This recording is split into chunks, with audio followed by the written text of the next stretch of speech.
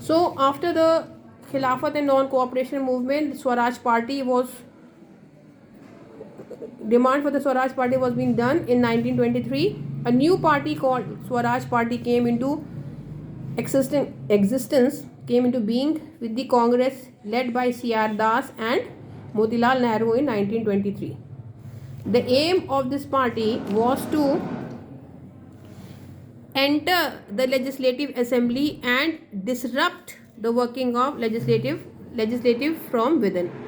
इस पार्टी के फॉर्म होने का ये था कि पीसफुली हम लोग वर्क करेंगे, ठीक है, मॉडरेट थे ये लोग, और इन सोचा कि हम लोग जब गवर्नमेंट के पैनल में होंगे तो वहाँ पे ही करेक्शन करने की कोशिश करते रहेंगे. Aims of the Swaraj party, क्या एम्स हैं? The Swaraj party aimed for attaining dominant status, हम लोग डोमिनेट करें, इंडिया को लीड करें. Obtaining the right to frame a constitution, उनको राइट मिले ताकि वो कॉन्स्टिट्यूशन को फॉर्म करें अपनी कंट्री के लिए.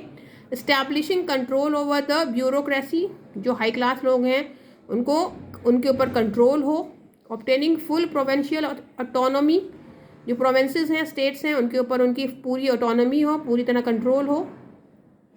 Attaining swaraj self rule attain कर सकें. Organising industrial and agricultural labour.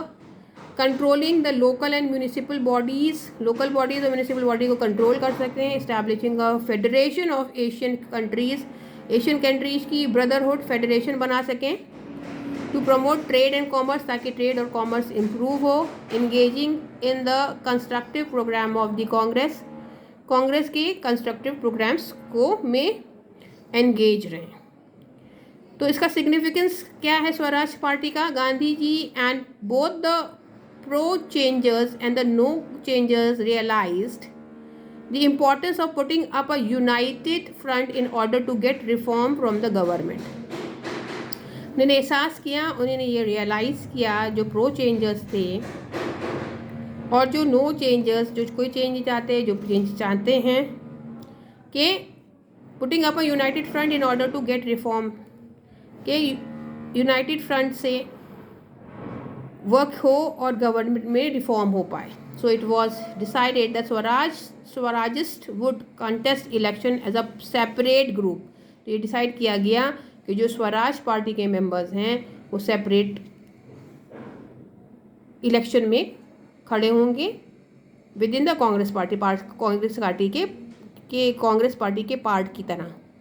तो Swaraj party 142 out of 104 seats central legislature इन 1920-1923 में इलेक्शन कंडक्ट हुए.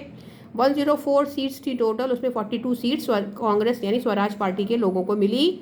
The party programme was to obstruct the government, जैसे बताया था, डिस्टर्ब करना चाहते थे. They boycotted all official functions, उन्होंने जितने ऑफिशियल फंक्शंस थे सबको बाइकॉट किया.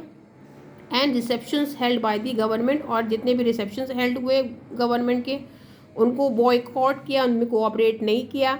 दे वॉइस्ड देयर ग्रीवरेंस, अपनी सौरों को, अपनी परेशानियों को वॉइस किया, बोला.